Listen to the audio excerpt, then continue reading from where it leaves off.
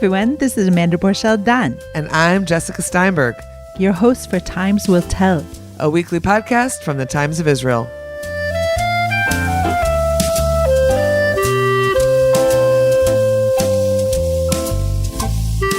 Hey, Times Will Tell, it's Jessica Steinberg, and I am here today with Carla Naumburg, a clinical social worker, writer, and mother. She's the author of 4 books, including the best-selling How to Stop Losing Your Shit with Your Kids. Her writing has appeared all over the place, including the New York Times, the Washington Post, the Huffington Post, CNN, and she lives outside of Boston with her husband and 2 daughters. We will hear more from Carla in a moment, just after a quick break. Hi, Carla. Hi, Jessica. How are you? It's very nice to have you on the Times Will Tell. I am so delighted to be here with you. Carla is the author of her latest book, You Are Not a Shitty Parent. She is writing with great clarity in this book, which I've now read, as I just said to Carla, almost twice over, about the conundrum of parents who often feel that they are shitty parents. Parents who aren't succeeding at caring for their kids in the way that they should. And I guess the first thing I wanted to talk about is we don't usually curse on the Times Will Tell. And I wanted to ask if you thought twice, 3 times at all about using the S word, because of course it's something that you use throughout the book. And I wanted to hear about your process about thinking, is this the word I'm using, or was this always obvious to you? This is a great question. And for this book, there was really no question about using the word, because this book follows on the heels of my previous book, How to Stop Losing Your Shit with Your Kids.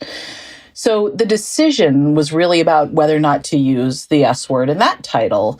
And I decided that for a few reasons. One, from a very pragmatic perspective, if you look at the New York Times bestseller list, there's a ton of books with profanity in the titles. It just seemed to be a moment in time when readers are really resonating with this kind of casual, everyday language, which is what I think a lot of us are craving right now. But also, when I wrote How to Stop Losing Your Shit with Your Kids, I wanted to convey through the title that I'm not here to judge parents. I'm not some expert saying, I never do this and you should never do this and I'm going to talk down to you and give you all this judgmental advice. I was trying to convey the sense of what if we were 2 parents sitting down for a cup of coffee just talking about how hard parenting is. So I wanted to use the language and the voice that I use all the time in my life, right? And I swear. And I'm funny. And so that's what I hope comes through in the book. Absolutely. It definitely does. And I think it's a funny kind of thing. I always think about my mother when I use profanity, which I do a lot, and I try not to use it with my kids. And then I say, really, what is stopping me? But of course, that is not what the book is about. So I just wanted to go to that and now go back into the main subject of the book, really, which is about self-compassion for parents. So I'm going to say to listeners, you guys should definitely read this book. But Carla, it would be extremely helpful for you to define self-compassion as you do in the book. Please do that for us at the outset. Yeah. So the way I think about self-compassion, and I'm following on the work of giants in the field like Kristen Neff and Christopher Germer and others who I just want to acknowledge have done amazing work in this area. It's really about noticing when you're suffering, and instead of beating yourself up or feeling guilty or going down a shame spiral, it's about treating yourself with kindness and understanding. And so the 3 specific practices I look at in the book are, once you've sort of noticed that you're suffering, which is a thing that many of us don't do, right? We're so busy in our daily lives. We've got kids to pick up from school. And, as you and I are talking right now, Jessica, there's Thanksgiving to prepare for. And we got all the moving pieces and then doctor's appointments. And did we pay the bills and what's going on with the mother-in-law and blah, blah, blah, blah, blah, blah, blah. We don't even notice when we're suffering, when we're in pain, either emotionally, physically, psychologically. So the first step is to just take a moment and kind of notice that. And then we can look at these 3 specific strategies I outlined in the book, which is connecting to the people we love, to the people who will be compassionate with us. So that moment of connection, also curiosity, kind of getting interested in what's going on for us and what do we need and how can we take care of ourselves. And then also just kindness, really choosing not to beat ourselves up when we're struggling or suffering, and instead treating ourselves with the kindness that we would offer to a good friend or a loved one. So that's how I think about self-compassion in the book. Okay. Let's talk about real life for a second. You are the mother of a 12-year-old and a 13-year-old. I am the mother of two 14-year-old boys. And I was thinking a lot about this for my own life, but I wanted to ask you, how does self-compassion as a parent enter into your own life really of late? Like, the last couple of weeks, the last day, the last month. Over the long term, self-compassion changed everything about parenting for me. But so the last week is a great example, Jessica. So I live on the East Coast of the United States, and I had a very close family member in a medical emergency on the West Coast of the United States.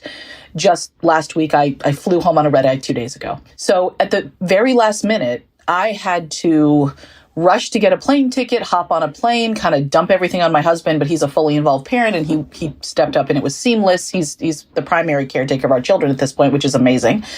But I missed some things that my kids were doing that I wanted to be there for. I wasn't able to be there for my husband during a time when he needed some additional support.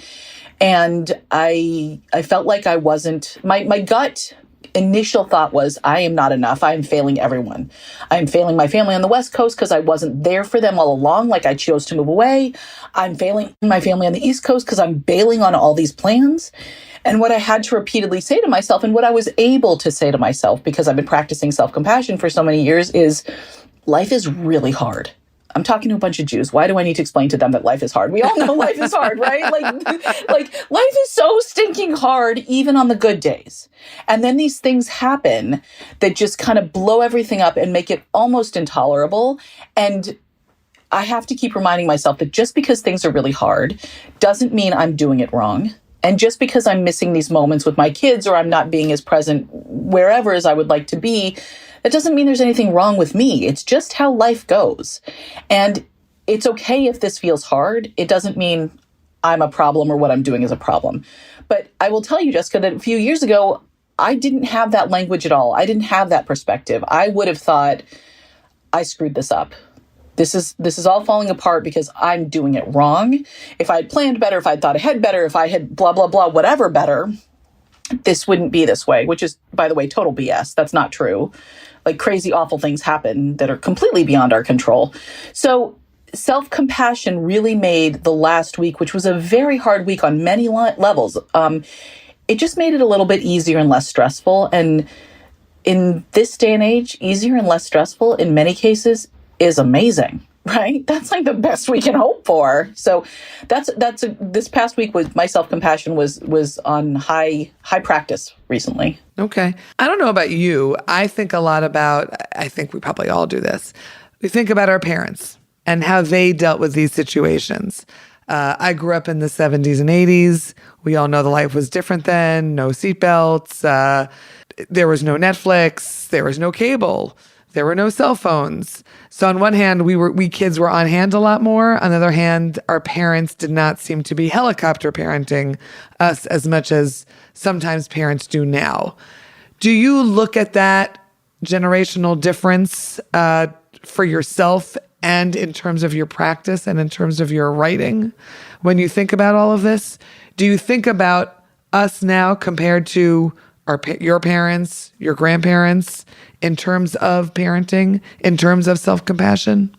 Absolutely. And I think that keeping that bigger perspective in mind is so important, because we humans, this is a very human dynamic, tend to think of our imperfections or our problems or our struggles as very personal, like I am the cause of this, when in fact, sometimes it is, right? Sometimes it's a personal problem that really has to do with our very unique situation. But more often than not, it's a societal dynamic, a societal cultural context that we are taking personal responsibility for. And so, I was talking to my husband's grandmother, so my daughter's great-grandmother, who is going to be, God willing, 100 in a couple months.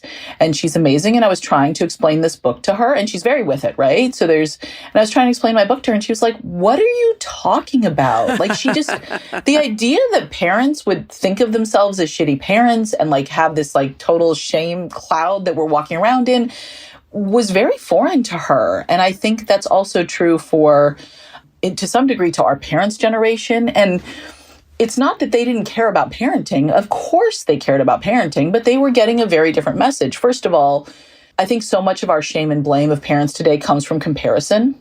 right? And Yes. humans have been comparing themselves to other people since time immemorial. But back when we were growing up, the parenting comparison happened primarily in our neighborhood. It was the person next door. And so, yes, there were always the people who were richer and better resourced than us. And there was always that mom who looked so perfect and whatever. There was always somebody to compare yourself to. But at least it was generally happening in the same context. Like you had the same options for school and you had the same snow days to figure out and you had all the same stuff. Whereas now we are comparing ourselves, thanks to social media and reality TV, we are comparing ourselves to literally every other person on the planet. And we're comparing ourselves to lies about their lives. So I got hooked on a reality show about some family with 13 kids. It's like mom and dad are 13 or 14 kids. They have no help in the house. They have no help. They're homeschooling these children. And not once in 2 seasons do you see the mom lose her shit. Right. And at first I was like, oh my God, I can barely get my kids off to school at the school I send them away to for 6 or 7 hours a day. And I only have 2 kids and I'm losing it. How? And then I had to step back and be like, oh, wait, this is not a reality show. It is labeled as reality, but it's, and then it's actually TV. It's just TV. It's entertainment. And then we also see the Gwyneth Paltrow. All of a sudden we know how Gwyneth Paltrow parents. We know that. So this is a person with unlimited resources, right? And I am comparing myself to what I think is her reality, but clearly not because I have no business knowing what Gwyneth Paltrow's reality is. But I am comparing myself to what I think is going on with her. And of course I'm going to come up short. She has a whole staff. Right. Right? I have 2 cats. They're not helpful. So, I think that's, and my husband's very helpful. That's true. Exactly. I do have an extremely helpful husband. But I think that's part of just one example of the generational differences and why there are many more, but that's one example of why I think it's actually in some ways harder to be a parent now than perhaps it was when you and I were growing up, Jessica. Yeah, no, it's a fair thing to say, and I think it's a fair thing to think about as well. You speak about the different inspirations that you have yourself, meditation. I don't know if Buddhism is a personal one, Brene Brown, therapy. You wrote in Kveller about how the book is an exploration in a sense of Hillel's teachings. If you sort of break that all down, what really comes to the fore for you? What are some of these teachings that have really helped you personally in both professionally coming up with these concepts and moving yourself forward and writing this book, and as a parent yourself? Where do you find your inspiration? So if we need the tagline about my inspirations, I'm just a Jewish mother who overthinks everything, right? That's really what it boils down to. Overthinking is my favorite hobby. What I tend to think about when I'm looking for inspiration, and I'm not a practicing Buddhist, but I think Buddhist psychology is some of the wisest stuff out there. It's really brilliant. But when I'm looking for inspiration, here's what I'm looking for. I'm looking for ideas and practices, that align with my values, many of which are drawn from Judaism, right? And I'm also looking for something that's practical, pragmatic, doable, right? So I remember reading a parenting book years ago that was you should spend 10 minutes a day alone with each of your kids. And at that point, I only have 2 daughters. It's not that many in the grand scheme of things, but they're only 20 months apart. And I think when I read that book, they were like, that's hard. right. Well, and you have twins. What am I telling you for? But, I think at that time, the girls were in preschool, and I'm thinking, what am I supposed to do? Lock one kid in her room and tell her I'm playing with the other kid? That advice. And I was like, I don't understand, because, the girls are so close. And even now, if I said to my daughters who are 12 and 14, I'm going to take one of you out for 10 minutes and we're going to do something fun together, and the other one has to stay here and stare at your phone. I don't know. It's bonkers, right? So I'm always looking for advice. Look, I love evidence-based advice. I love when there's research. And I also realize that the most important research we can do is in our own home, on our own family, trying to see if things actually work for us, because research is one important step. Evidence from the outside world is really important, but also being real about what works for us. But I need advice that is pragmatic, that is doable, that is workable. I can handle it. It doesn't make my life harder. And also that aligns with my values. So that's really where I come from. But yes, Brene Brown is, for listeners who don't know, my favorite pop culture social worker. She's extremely wise, and she writes a lot about sort of shame and vulnerability. And I think her stuff is really brilliant. We're going to take a quick break from my conversation with Carla Naumburg. When we're back, Carla will talk about what brought her to write this book and what she's thinking or working on next. Okay, take a step back for me into what made you decide to take your professional advice and knowledge and to write books, because self-help books and parenting books, on one hand, they're great. And people sometimes they need them. They need to sit down and be able to say, okay, who is going to be able to help me to see myself through this situation? And on the other hand, of course, sometimes you look at the pile of the shelf or the pile of self-help books, of parenting books, and you say, how am I going to take this advice and apply it into my life, put it into real time? So I'm curious, what brought you into the writing books about what you know and how you can help people? That is a brilliant question. And I share the same ambivalence about parenting books and parenting advice and self-help books and self-help advice as you do. On the one hand, I've read some parenting books that have been incredibly useful and helpful. And on the other hand, I've had more than my share of parenting advice that left me feeling overwhelmed and confused. And I probably would have been better served by going and sitting on my porch and reading a juicy romance novel and like calming myself down so I could go back and be present with my kids. So I think it's a great question.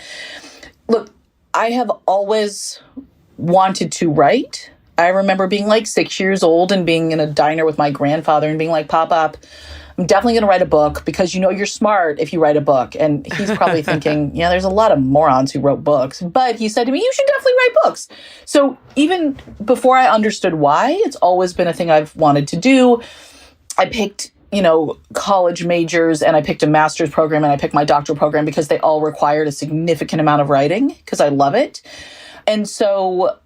and the writing has always been my way of exploring my own experience, remember, overthinking, and trying to get a handle on what the hell I'm doing. And so I started writing books when I became a parent, not necessarily because I felt like I had the answers to give other people, but because this was my journey to finding the answers for myself. And it was a journey of doing this work for myself. So in both How to Stop Losing Your Shit with Your Kids and You Are Not a Shitty Parent, it really draws from a lot of work I did personally around mindfulness work and self-compassion, because after like a lot of searching and experimenting, that was what I found actually helped me be a calmer, more present, more focused parent, because I struggle hugely with anxiety. This is a big part of my life.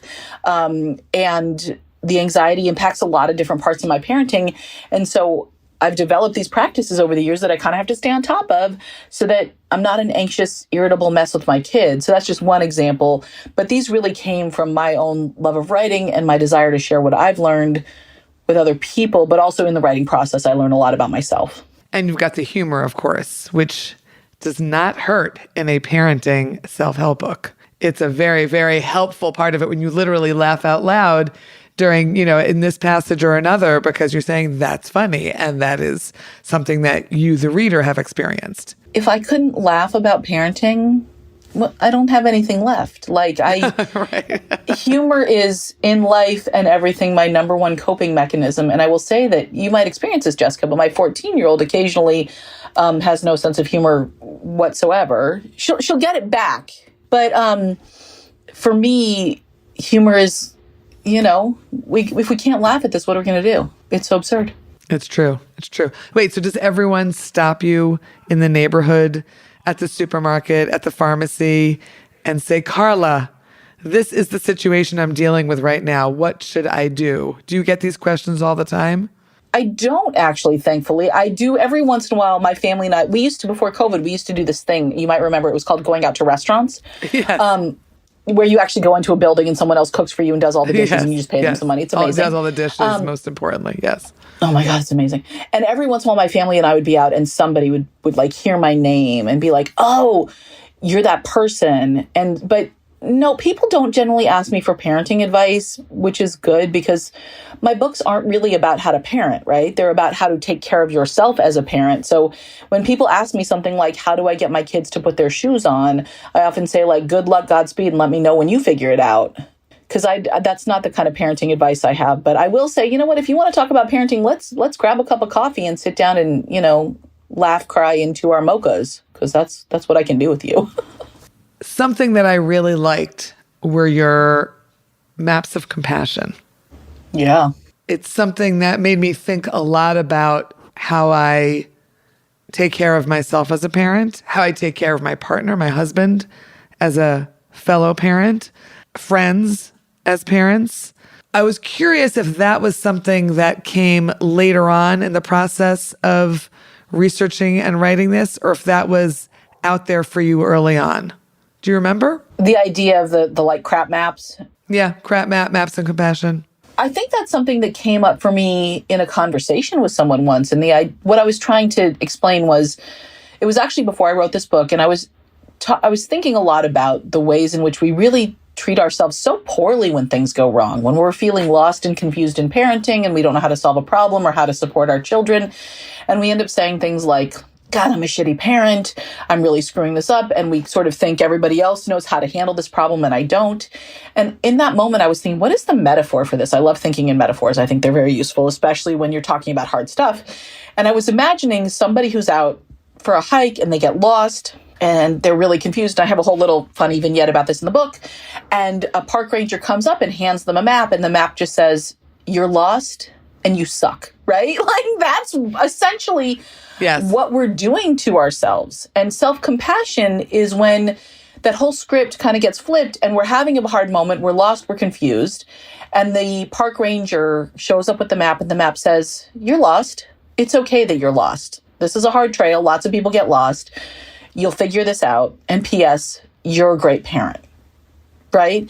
And so that's sort of the thing about self-compassion is it doesn't really give us the answers. It doesn't say to us, this is how to deal with your child's struggles in math class. This is, the right choice to make when they've been diagnosed with ADHD or whatever it is. Self-compassion doesn't do that. But self-compassion calms us down, helps us kind of clear out all this really judgmental, crappy thinking that we have so that we can focus, we can get a little clarity on the situation, we can think creatively about what to do, right? If you're out for a hike and you're so stressed out about how did you get lost and what a terrible person and parent and partner you are, you can't think clearly about what to do next. You're not going to come up with any creative solutions. But when you're calmer, when you're not beating yourself up, there's a lot more sort of head space and heart space to get a handle on what to do next. And that's part of what self-compassion does for us. I like that. So are you already thinking about your next book? What else is on your list of things that you want to get out there? Not get out there, get on the page, that is. I am thinking about my next book, but I will tell you, Jessica, I don't think it's what you're expecting. I want to hear, though. So in my day job, I work for PJ Our Way, which is the older kids program of PJ Library, Sifriyat Piyama, right? Sure. And this is a program for where we send out books to middle grade readers across North America. And I love this job. I am honored and delighted. It's like the greatest job in the world. Working for the Harold Grinspoon Foundation is phenomenal. And so I always have fantasies about writing a Jewish middle grade book. So I've written a couple that are likely to stay in the drawer for a long time. I am familiar with those kinds of manuscripts, yes. It's so funny that we still talk about keeping our books in the drawer as if we actually typed them out on a typewriter and we printed them out shoved them in the drawer. It will stay in some file on my Google Drive for all eternity. But yeah, I think hopefully my next books will actually be Jewish children's literature. That's the world I sort of live in when I'm not doing parenting stuff. And it's a really lovely place to live. It is a lovely place to live. Is that because your kids are getting older and in a sense you are moving out of the things that you needed to think about when they were younger and you're able to give yourself the headspace for other kinds of writing? I'm curious because it seems that your own experiences mirror what you write as it does. Yes, you absolutely nailed it. I mean, I think Now, I may be back here in a few years on another conversation with you, eating my words, Jessica, but I think for now, I kind of feel like I've said what I need to say about parenting, but who knows? I don't know. Maybe when my kids are in college or they leave the house, I'll be back with some book about like how to be a happy empty nester, which will mostly just be pictures of me on my couch with my cats and my coffee. But and that would not be a bad thing. No, but yeah. So that may be. Okay, Carla. So we're going to say that in about 2 years, 3 years, we'll be back here, maybe less, talking about the next Carla production. My middle grade debut, perhaps. I don't know. Maybe I'll write a saucy, like, Jewish YA. There's some great, oh my gosh, I feel like the world of Jewish romance books is... waiting to be discovered? It's exploding right now as we speak. I just read with my daughter 8 Nights of Flirting by Hannah Reynolds. Adorable YA Hanukkah romance. Listeners, go grab yourself a copy right before Hanukkah. The timing is perfect. I believe we might have had written that up in the Times Visual, but I'm not 100% sure. So I will go check that out. Oh my gosh, it's delightful. So okay. I don't know. Maybe I'll be back here talking about my YA, Purim romance. Okay, you heard. No Tisha B'Av. No, we will not have a Tisha B'Av romance. Okay. Readers, you heard it here. Carla Naumburg, it has been a pleasure to have you on The Times Will Tell, and we look forward to reading whatever comes next. It's so fun to connect with you, Jessica, and thank you for this fabulous podcast. Thank you. And listeners, thanks, and we'll be back on Sunday with a daily briefing. In the meantime, happy listening. Take care. Thanks so much for listening to Times Will Tell from the Times of Israel, and thanks to our producer, Gilad Brownstein. Please subscribe wherever you find your podcast and check out our daily briefing news show every Sunday through Thursday. Like what you hear? Consider rating us on Apple Podcasts or Spotify to spread the word. Until next week. Shalom.